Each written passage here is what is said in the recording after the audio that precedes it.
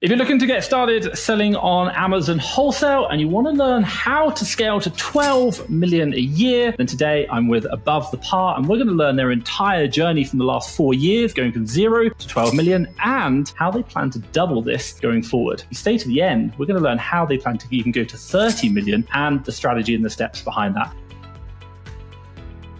Hey, I just want to say thank you so much for joining me and taking time out of a busy day. If anyone doesn't know who you are, can you just tell us a little bit about your background and tell us about the business so far? Absolutely. My name is Tay. We run a business called Above the Par, Amazon Wholesale FBA business. We're located out of New York. I have 2 other partners, Tamar and Shofi. They weren't able to make the call today, unfortunately, but I'm here. So we started in 2019, say in March 2019, and it wasn't with Wholesale. It was with my partner, Shofi. He had an Amazon account. He was already selling, doing OA, RA, but not anything big. But he needed a partner to come in and manage the Amazon account and help him scale. That's where I came in. At the time, I was working a full-time job. So, after work, I just consumed content, YouTube, just to make sure this was real. People are actually making money on Amazon because it seems too good to be true. So I'm just consuming content. Then we go into Seller Central, go through Seller University. I'm like, okay, I think I could do this. So we started with books just to understand how Amazon works, the shipping, the logistics, the fees, the account health. We didn't want to put $20,000 into a product for private label and we didn't know what we were doing, especially same for wholesale. We don't know what we're doing. We're going to lose $20,000 and we do lose money on our first order. So we'll get to that. So books, it wasn't pretty. We had to go to thrift stores, scan books. I have a full-time job. I'm like, what am I doing here? I'm at a thrift store scanning books. What's going on? So, stuck with it. We made our mistakes. That didn't work out. We sold a few books, but obviously there's no data. You don't know how many books you're going to sell per month. So you can't really forecast what to purchase, how much to purchase. And it's not a scalable business on Amazon. It's nice to get started, to get your feet wet, to learn the basics. But if you really want to scale, you need to go into wholesale or private label. We didn't have the capital to inject into a private label brand at the time. And it was scary because there was no data. We don't know if it's going to succeed or not. Opposed to wholesale, you're purchasing name brand products that is going to sell X amount of units guaranteed per month. So now we have a guaranteed, now we need a proof of concept. Is this going to work? What's going on? We purchased the course. The first course we purchased, it was really brand focused to reach out to brands and get a partnership with them. The landscape was not the same as it is now where brands are more willing to work with you. When we started, we got for every 100 no's, we got a one maybe. And that maybe was tough to turn into a yes. So we went through thousands of brands. We contacted thousands of brands to work with us. Us knowing nothing about Amazon, knowing we didn't have any value to offer to these brands. We pivoted to going to supplier route, reaching out to distributors. And in being in New York, it's great because we have the luxury of just sitting in the highway and you just see distributor trucks all over the place, all around you, right? It's a law of attraction. So before we had these trucks, we've seen these trucks my entire life, but now I'm just noticing grocery trucks, health and household trucks all over the place. So yeah, we started taking pictures of these trucks, going on Google, gathering hundreds of leads, reaching out to these leads. Again, didn't even know how to fill out a wholesale application the first time around. But Google is free, YouTube is free. You can find everything on there that you need. So figured it out, opened the account, placed our first order. Massive mistake. We didn't know how to read variations. It was a variation listing. We ordered too much and we weren't profitable because we didn't know how to analyze the Keepa chart. Looking back at it, it was a blessing in disguise because all these failures, we fell forward. Every time we failed, we went and we refined the process. So every time we failed, we took our process and made it better. 6 months later, our other partner, Tamar, joins us. And this was in the heart of the pandemic now. I wish it was under better circumstances, but we skyrocketed. The business skyrocketed. We started in a small basement, just 3 friends, few friends working. We didn't know if it's going to work. It's this is crazy. What are we doing here? So we got to $40,000 a month from a basement. We were prepping in the basement. It was a nightmare. We took a leap of faith and we moved into a 20,000 square foot warehouse, an office space from a basement. And yeah, that was a huge, huge leap of faith, but that's where belief comes in.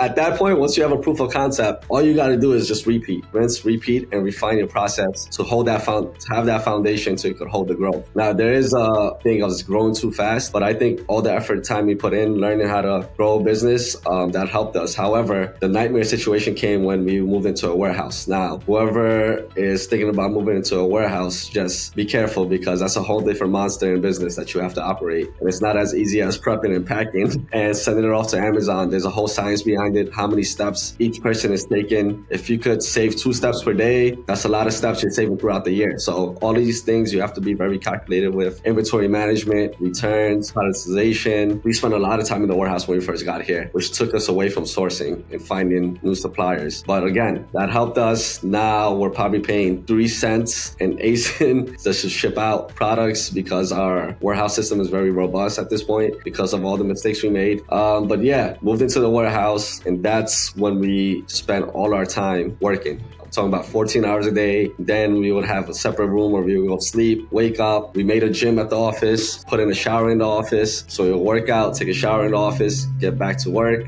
and repeat for a year. And that's how we got to 4 million annually by our second year, I believe. And then we kept hiring more people. Every task that was tedious, that I felt was taking my time away from income producing tasks, I spent my time creating a process for it and delegating it. So account health was a huge one, where account health was taking away a lot of my time for appeals. And that's something that we went and hired about 50 people just to find the right account health rep. And we delegated that to account health. We have an in-house account health person who takes care of all of our complaints, cases. But yeah, that's what we kept doing. We slowly kept firing ourselves from different positions. And now we're just working. We're at a position now where we're only working on 4% of the business. We're looking at the numbers from month to month, seeing what's going on, what's working, what's not, what to take out, what to double down on. My God. You're like, just talk us through the numbers like each year. Because obviously I've seen them on your Instagram, but like, what are the revenue figures like each year? Just run us back through that. We went from, I believe it was 600 to 4 million, close to 4 million. Then the year after it was close to 9 million, 8.9, I believe. And this year we're going for 12 million. The year after that, well, this year we took a step back because we took a lot of time implementing a team, in-house team, so we could scale faster the next year. So we spent a lot of our time training our in-house team. So that took months out of our time, just train the buyers, train the account health team, train the warehouse team. So this year we're aiming for 12 to 14, but 2024, we're looking to get to 30 million with all of the systems and the process we've created. Amazingly impressive. Like, I love the fact that you started with books. I think this is incredible. And I think that's so true. You're just testing the model. What does the operation look like today? 12 million, like, who are the people? What do they do? What's the roles? You got, like, are you still in the 20,000 foot square warehouse? And that's a big warehouse to go from a basement. It was a big leap of faith. Today, the operation is we have buyers that open supplier accounts. The only thing that I do today is we maintain supplier relationship because that's the beehive role, right? That's the most important role in your business is the role that brings in the income, right? So you have to keep the supplier relationship going, talking to them, asking them how their day is, because at the end of the day, these are the people that bring you the deals and the new brands, new price lists. So day to day, so right now today, we're probably working on 5% of our business, and we have teams for everything. We have a buying team who creates our purchase orders, creates our shipments, who make sure our shipments get here, all of the units are here, creating the POs, accounts receivable team. We have an account health team. The account health team takes care of all IP complaints that we'll receive. They'll be in communication with the brand. Once we get the IP complaint, they'll write the appeals to Amazon. They've got it to a point where it's so robust, they're about to hire a virtual assistant to do the appeals because they created a system for the account health. So product condition complaints, all of the complaints they take care of. We have that person also takes care of the cases on Amazon, reconciling shipments, anything Amazon account health related, they'll take care of. And under them, we give our in-house team the freedom to hire a virtual assistant team underneath them. They'll go through the hiring process themselves with those virtual assistants, see what they need in an assistant and what they require. But they have to follow the system that myself, Stomar, and Shofi created. And we use a regular management system like Airtable or Monday.com. As a business owner myself, and I've seen it many times in myself, and I've seen it with other people, is like, hey, this man's talking about systems, right? What's the best system thing, right? Salesforce or something like that. Like, you don't need it. Like, you can just use something very, very simple and just that works. Yeah. And such, we look for tools to solve our problems rather than doing the hard work. And you can solve it. You just need someone to put the data in. That's it. The data has to live somewhere, and that's just the most important thing. It doesn't have to be fancy anything. We were working off Google sheets for a long time until the data just has to be there, and everyone on the team has to follow the steps in the system. That's the most important part. I'd love to know like physical, I'm guessing all your staff are full time, but like physical numbers in each area is like, what does it look like? You know, you've got kind of like buyers, you've kind of got people analyzing deals, for example, or analyzing supplier lists. And then you're doing that, like the physical operational numbers of like headcount. Does that make sense? Are you happy to share that? Headcount, well, I don't have it ready for you right now, right here in front of me. But headcount as in buyers, we have 3 buyers. We have 3 buyers, in-house buyers. We have 1 account health person, but this person is also someone we're training to be a manager to replace us because they're very fluid. They could really do a lot of things, right? So we're training this person. So he's going to fire himself from the account health position, hire someone else. Now we're going to have him do what we do right now, just supplier communication and receiving price lists and asking for deals, so on and so forth. But we have 3 buyers, 1 account health person, and underneath him, we have 10 VAs that do everything. It's not just,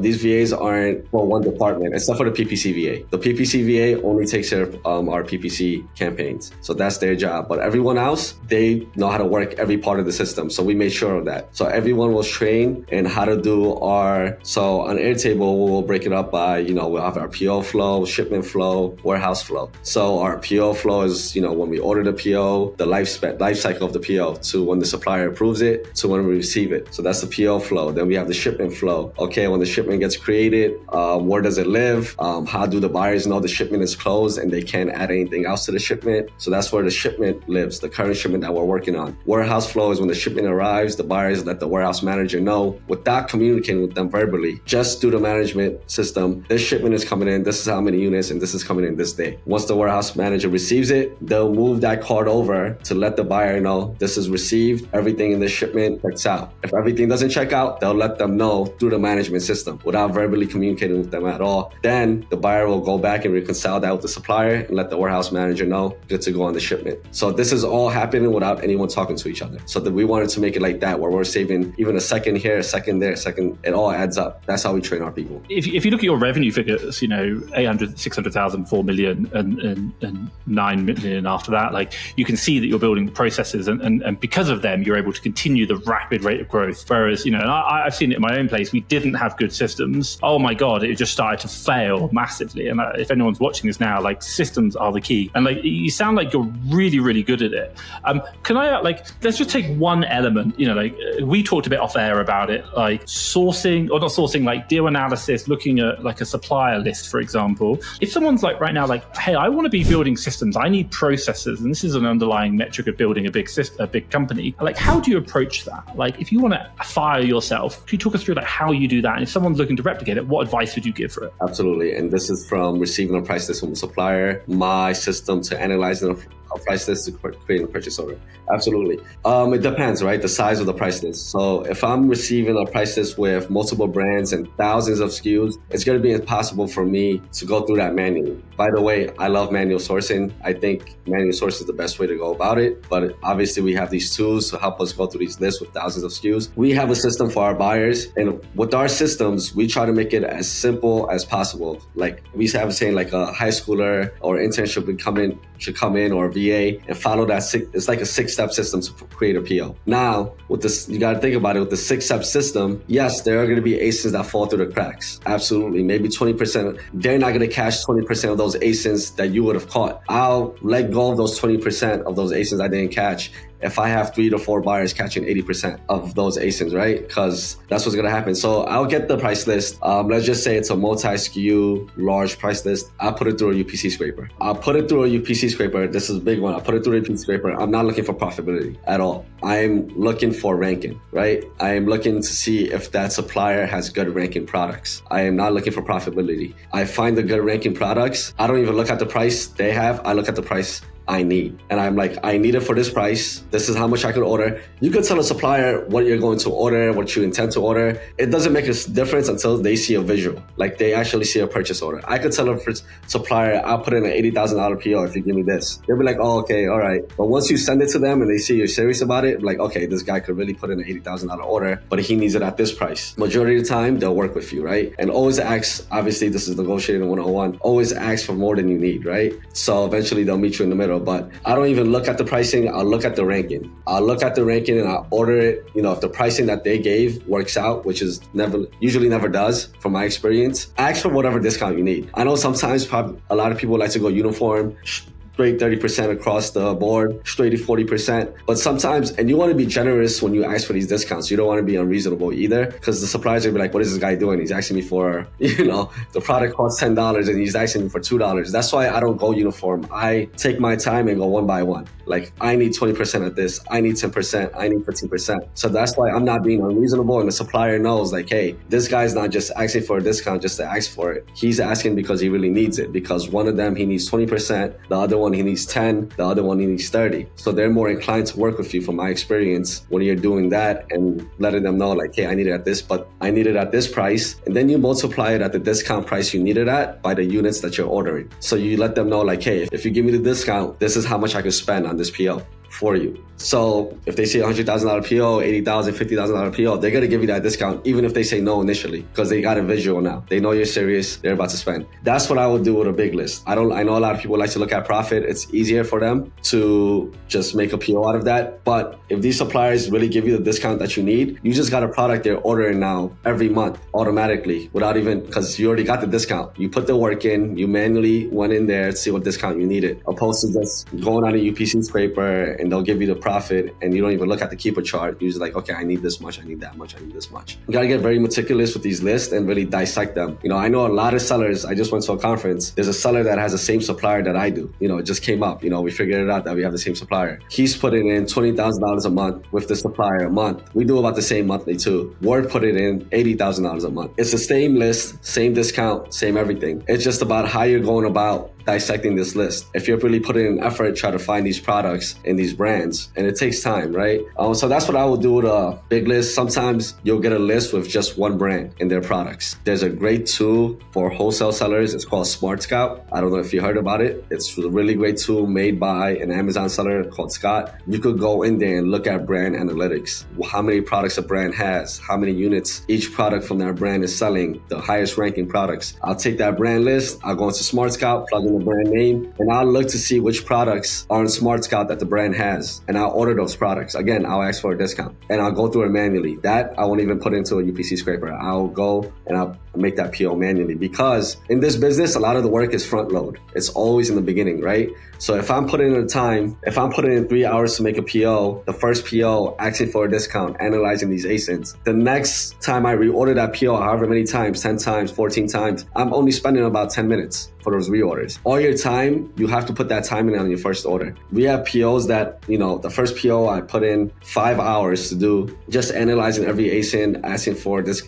exact discount I need. That took about 5 hours. We're at the 14th reorder of that PO. It's for the brand. It literally takes me 10 minutes for each reorder, because I already found those ASINs. They give me those discounts. Yeah, and that's the interesting thing is, like, especially in wholesale, the work is up front, but once you get it, it just keeps going. And especially if you're getting pricing that no one else can get, even if they're like, oh, we'll take 5% off or 10%, you're like, no, we've done everything. And I think that's the thing a lot of people miss out on. But I deal with OA, and a lot of OA sellers are like, we're going to wholesale. And their idea of, like, I want a discount is, I'm going to buy $500 worth of product, give me a 20% discount. It's like, I'm like, they're not even going to look at you. Like, do you generally have like a number whereby this is my minimum amount before and then I'll ask for a discount? Like, $500 is too low, but do you have a cash value or the way it looks like? It depends on the relationship. This is a relationship business. As much as it's e-commerce, wholesale, this is a relationship business. So I wouldn't ask a supplier I just met for a 30% discount before even putting an order in. At the end of the day, you try to build a long-term relationship. You're not going to ask someone you just met for an outrageous discount. So what I like to tell, anyone we're coaching, we like to tell them, as you're starting out your Amazon journey, don't focus too much on profit. Yes, you want profit. Focus on persistent orders and building that relationship up, right?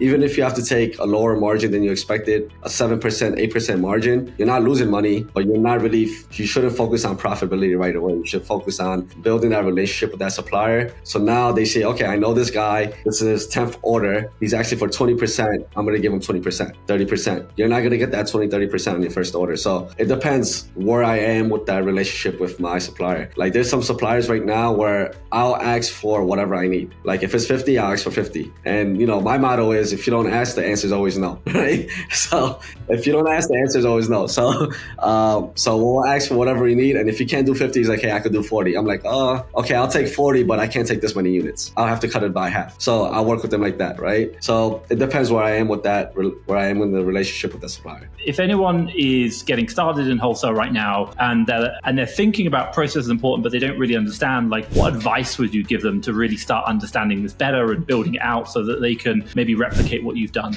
I have a rule. If you do it more than 3 times, write down every step. If you're doing something more than 3 times, buyer-seller messages, you're going to respond to buyer-seller messages every day. Write down the process, right? Step 1, step 2, step 3. And it could be elementary, right? Get a piece of paper. It doesn't have to be complicated. What steps are you doing, right? They have automation AI tools now, Scribe, I believe, where, it follows you around what you're doing on your computer and then it creates a process for you. But write down the steps. And it's not, I think people overcomplicate creating processes, right? It's not that complicated. You're just writing down your steps. Even if you're picking up your pencil, step 1, picking up my pencil. Step 2, right? Write it down. Then after you write it down, that's where you filter it. Okay, I don't need this step, but you need to visually see your process. Then you can start filtering. I need to cut this down, cut this out, cut this out. And your process is always going to be refining. It's never going to be perfect, right? As your business grows, for your business to hold that weight of the growth, you need to refine your process and build a stronger foundation. So you should always see what steps I could cut off. We're all about lean over here. So as lean as we could get, the more steps we could cut out, is this step necessary? There might be steps you needed a year ago that you don't need anymore in your process or system. So you should always go every 6 months, audit your system, audit it. Like what's going on? Do I need this? Is this necessary? Are we still using this? So every 6 months, audit your system. But yeah, to start off with, very simple. Get a pen and a paper. If you do it more than 3 times, if it irritates you, if you hear yourself saying, oh man, I gotta do this again, like get a pen and paper, write down the steps. And then very simple, you don't have to be complicated. Go on a Google Sheet and create a process for that task. You already wrote it down, now put it into a Google Sheet. Step 1, step 2, step 3, step 4, and checkbox next to each one. Very simple. Then you could graduate to getting more experience going on a management system, but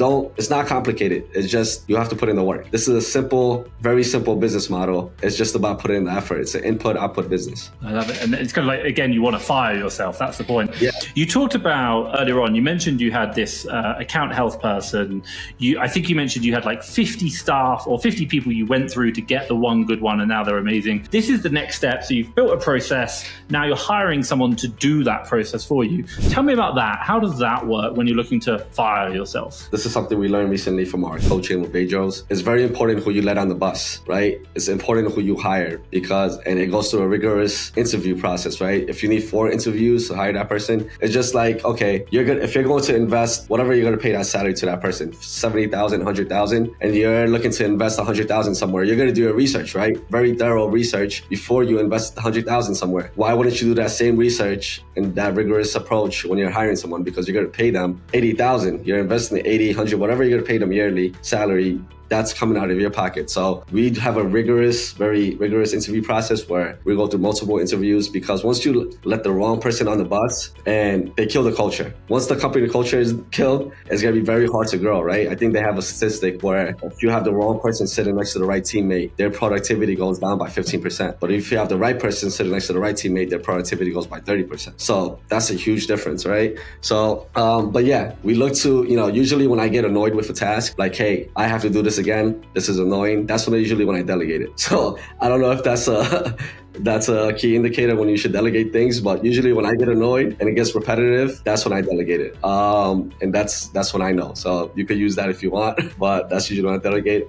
So we go through the interview process. Usually we'll do a questionnaire. I don't have the questionnaire in front of me, with the application. So they have to fill out a questionnaire, like what's the buy box, if they know about Amazon, general questions about Amazon, right? It's a quiz, it's on type form. They have to get at least a 90% on the quiz along with the application to get an interview, right? You'll be surprised how many people can't get through the quiz. If you can't get through a simple quiz, it tells you a lot about a person, right? So you just filtered out 80% of the pool that you would have interviewed and wasted your time, right? So you put that quiz there, you just filtered out 80%. Now you have the 20% who actually took the quiz and took their time out, actually read and answered the questions. Now you have quality leads that you're about to interview, interview them. The quiz really filters out a lot of those bad applicants. So you're getting quality leads. So now you just choose from, you ask them your questions, what you're looking for, And once you hire that person, you should already have a system created to show them, right? You shouldn't be making a system while they're there, right? You're hiring a person, so you should have a system created. And now this is very important. You have to spend a lot of time with them. I know it gets very tiring sitting with somebody hours and hours throughout the day and just showing them things, but the faster you do it, the faster you're going to grow, right? So you have to sit with that person, dedicate your time. They have to see how you think, right? What's your thought process when going about something? And they have to get used to it. So this might take anywhere from 3 to 6 months, right? We make sure to put at least minimum 3 months into all of our employees when it comes to training, because you don't want to leave yourself guessing when an employee doesn't do well. Is it the employee or is it us, right? Because in any business, you have to take accountability for all your actions, right?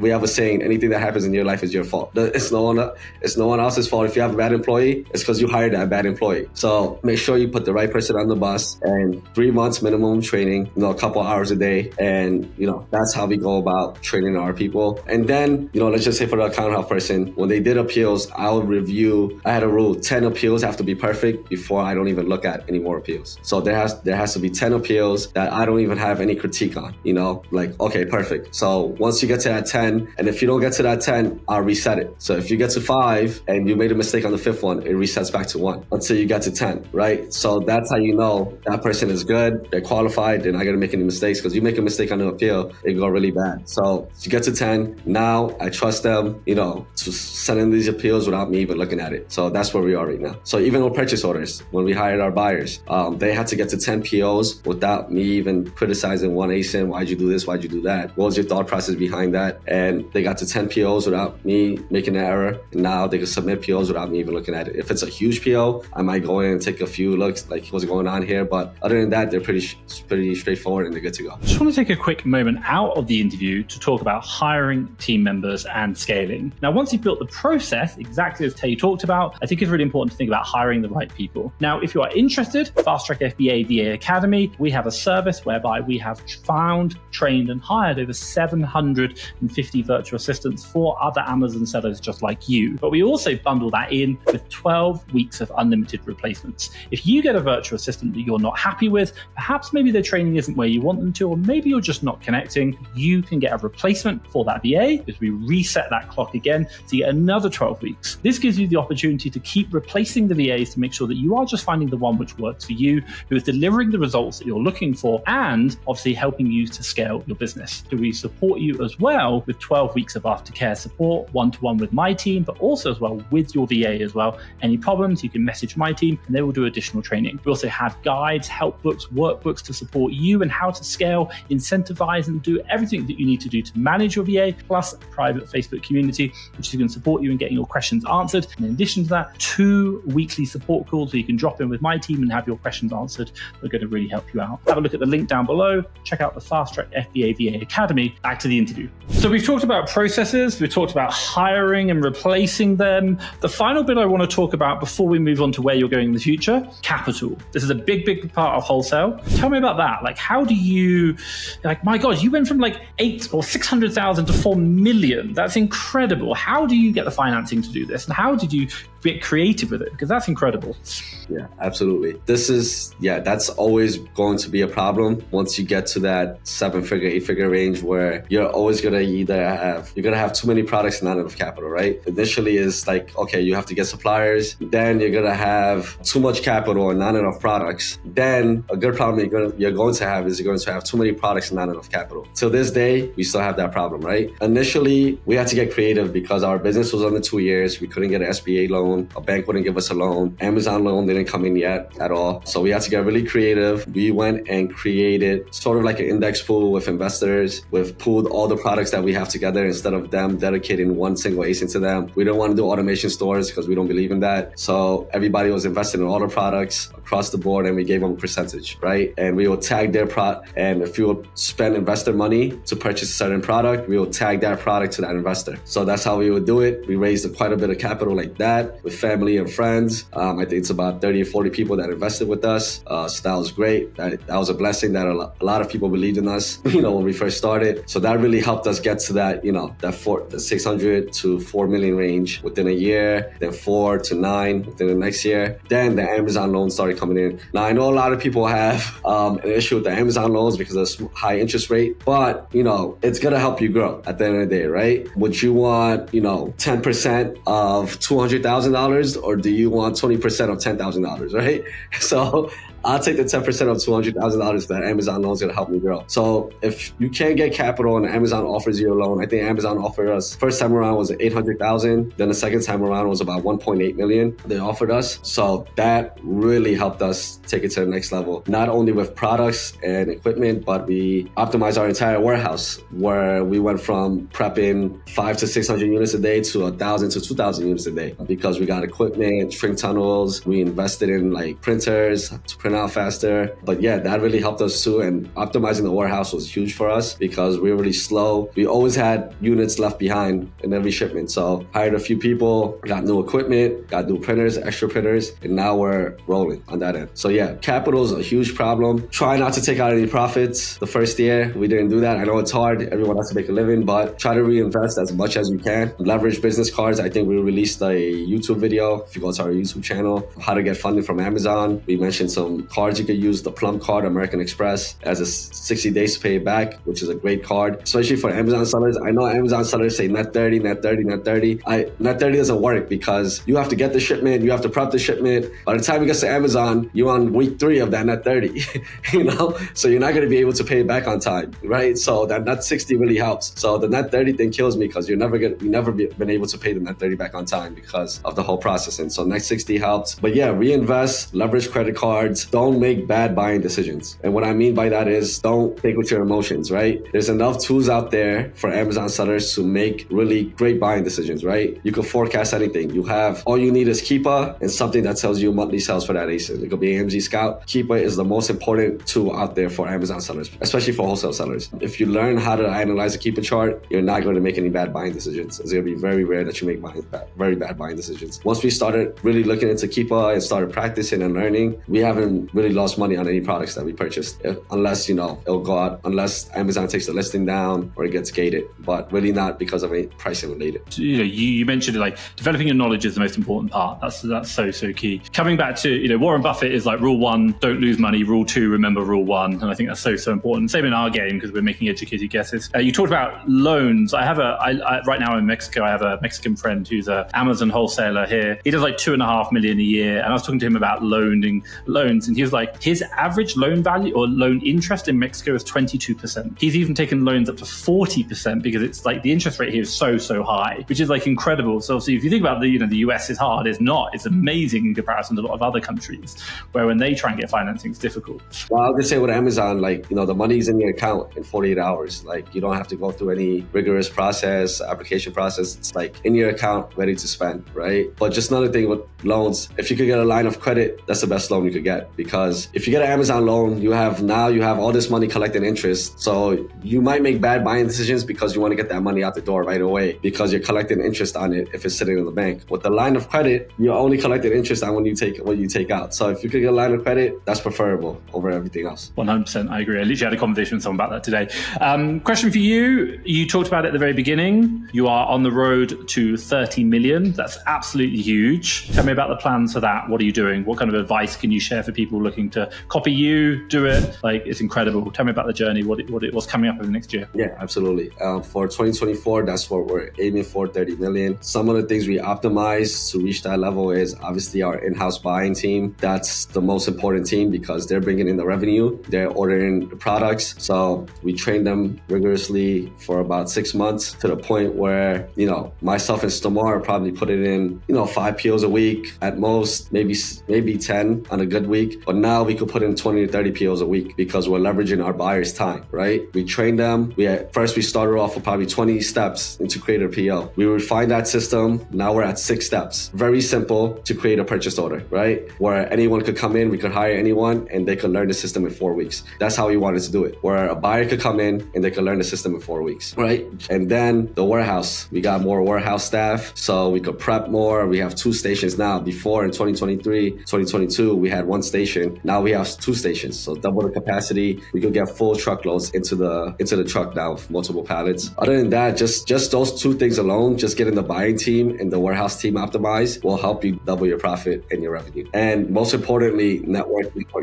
Network is the most important thing. Do not stop networking. If you go to every event you can locally, if you could go fly out, because there's times where, people have told us something, just like we're just hanging out, on the floor. We could be in a trade show and it changed our entire business. Just a regular conversation, just chatting, we went and implemented it and it changed our entire business. So, and pay for mentorship. If you could afford it, pay for mentorship. You are paying someone that spent 8-9 years, a decade to get to where they're trying to get to. All you have to pay them. They spend hundreds of thousands of dollars. If you could afford $10,000-$20,000 to get into that mentorship, it's going to save you those 8 years, right? You'll get there a lot faster. So, a lot of people, they look at those price tags and for mentorships and they don't want to pay because it's a lot. But, if it wasn't a lot, you wouldn't put your effort into it, right? Usually when you give free stuff away to people, they don't appreciate it as much as when they spent their hard-earned money on it, and they'll put in the effort and they'll go for it. So mentorship is very important. To this day, we seek out mentorship, right? And a lot of things we already know, but it's always that one thing you're looking for, right? That one nugget in every conversation. It could be a 3-hour conversation. You might not get anything from that conversation, but at the last minute, you might get that nugget that could change your entire business. So keep networking, seek out mentorship to grow, because there's always somebody doing better than you in this area. I agree.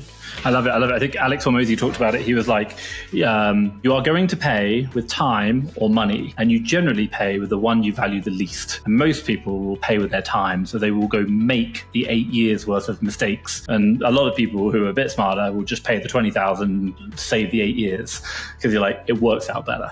I think it's so impressive. If anyone wants to get in contact with you, what's the best way? How can they learn more? How can they follow the journey to 30 million? Tell me about that. Absolutely, Tom. So you can find us on Instagram, Above the Par, TikTok, Above the Par, Twitter, Above the Par. We have our YouTube channel as well, Above the Par. We're going to release our free course soon. That should be coming in early October. Free course with a Discord. So we're trying to build a community, trying to prevent new sellers from making the same mistakes that we made. Hopefully help people out. That's what we always wanted to do, but we didn't want to do that until we proof of concept, like, hey, we did this. We started from a basement. We made it here. We didn't want to just release a course to release a course. We wanted to do it so we could help people. Absolutely love it. Well, thank you. Honestly, thank you so much for what you shared. Well done for the journey. Absolutely incredible. And I can't wait, obviously, to hear more about what's coming out and seeing. And hopefully in a year's time, I can maybe get on a flight, come see the warehouse and do an in-house interview around see the operation in person and obviously share that. And I think that'd be brilliant. So I just want to say thank you for myself and everyone watching for everything that you shared today. And it's been a real pleasure. I appreciate it. You're welcome. And thank you for taking your time out today for this interview. I really appreciate it.